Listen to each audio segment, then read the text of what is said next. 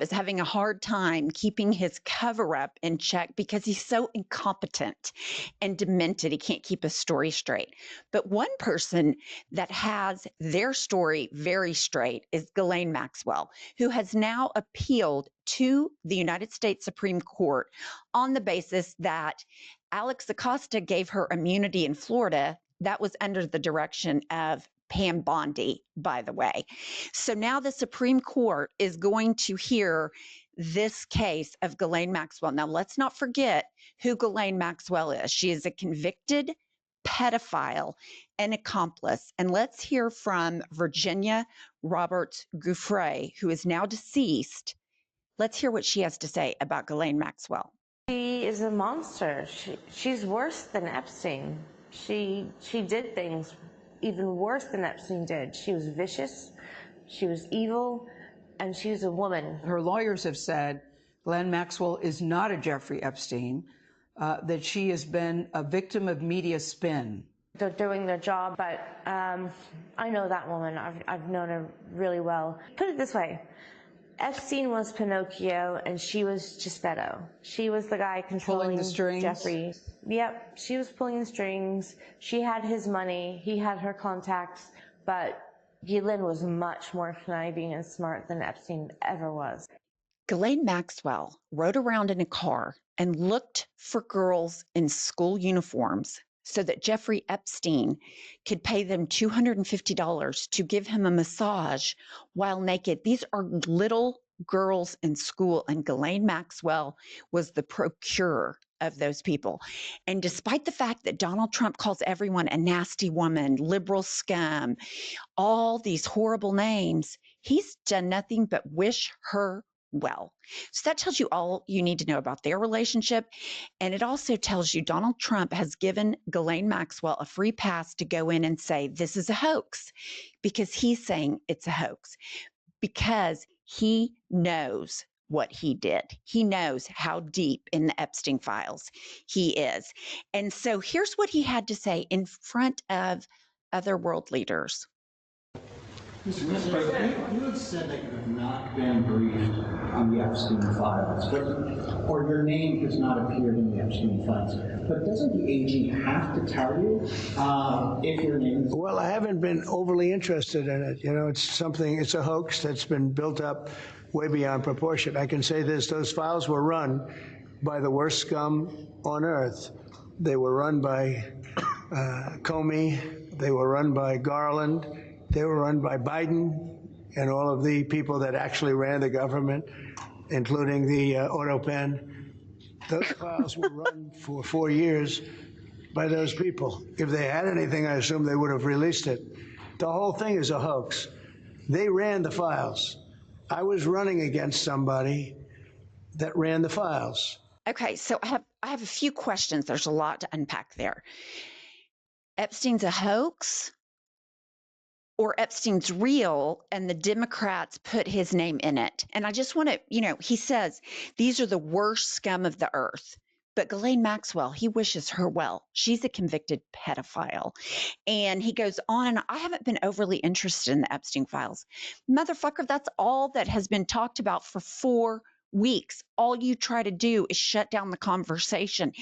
As incompetent and not very smart as you are, you're reptile when it comes to staying ahead and staying alive and pivoting, and you can't pivot from this. So nobody believes that you haven't looked into it. We have reports Pam Bondi told you in May, but now you go, it's a hoax, it's not real, my name's in there, my name's not in there. So which is it, Donald? This is the most incompetent cover-up. This guy is a convicted felon. He has been a fraudster all his life. $500 million judgment for fraud in the Trump war, tax evasion, Trump University, Trump steaks, Trump vodka. He's grifting on crypto. He's the biggest grifter, fraudster of all time. How this could be such an incompetent cover-up is mind-blowing. Part of it, I think, is he's losing it or has lost it. But even MAGA is noticing that he continues to lie and gaslight the public. just going to hang around. This is a line in the sand. Yeah. This one's Yeah. a line in the sand. Yeah. Because this is one where there's a lot of stuff about, you know, when we thought Trump was going to come in and a lot of things are going to be resolved. Yeah. We're going to drain the swamp. We're going to figure everything out. And when you have this one hardcore line in the sand that everybody had been talking about forever, and then they're trying to gaslight you on that.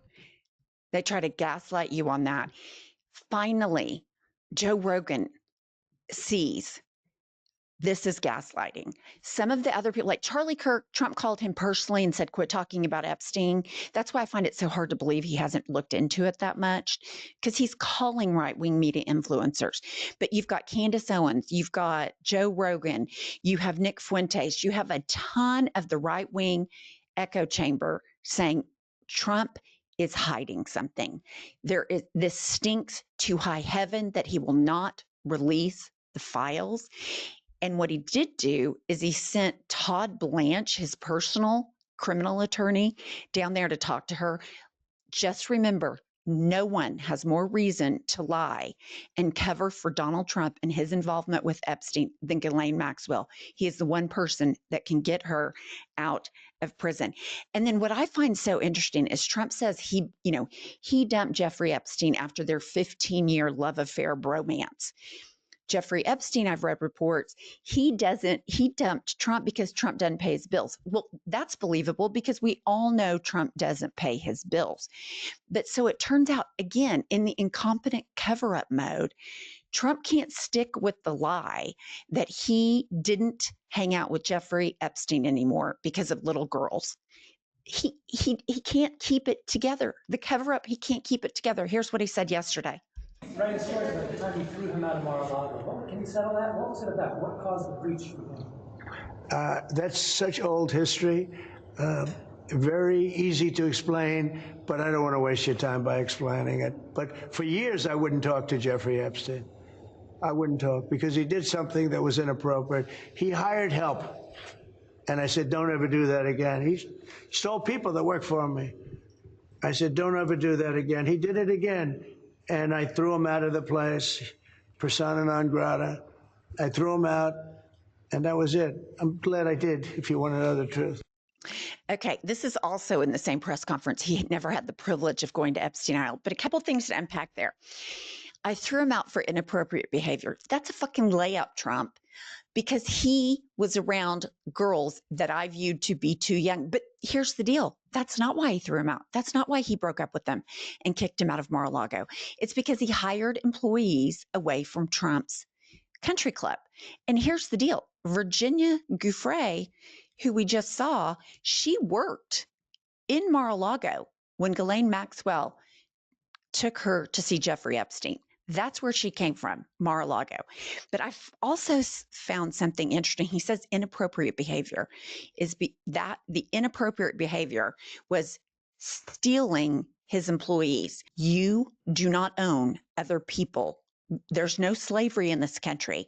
And he continues to say shit like this because in his mind, he owns everyone. He makes the decisions for everyone because he can't think outside of himself. But here's the thing. I cannot believe somebody who is this experienced as a criminal cannot do a better cover-up.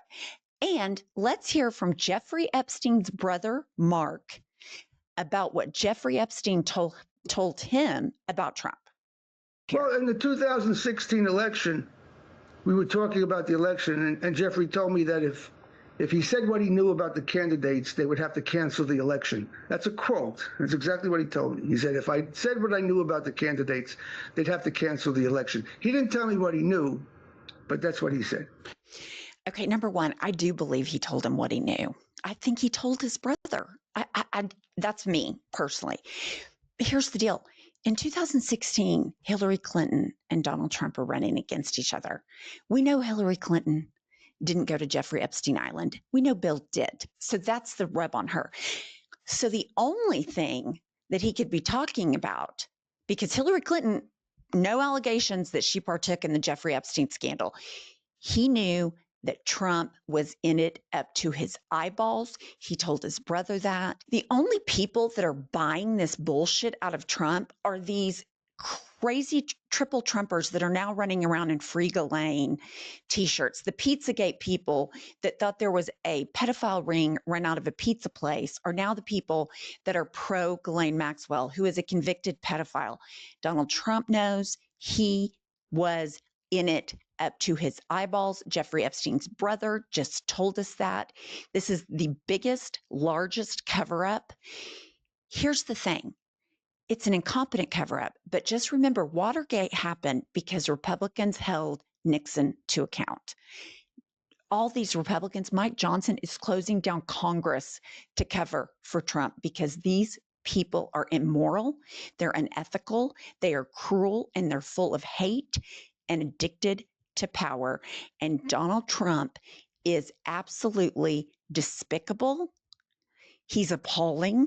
All of that's true before and after, but I just want to leave you with the most incompetent cover-up from Pam Bondi, Alex Acosta, Donald Trump, Kash Patel, all of them. This is criminal behavior, and we're getting ready to see what the Supreme Court does about it. Please like this video and subscribe to our channel.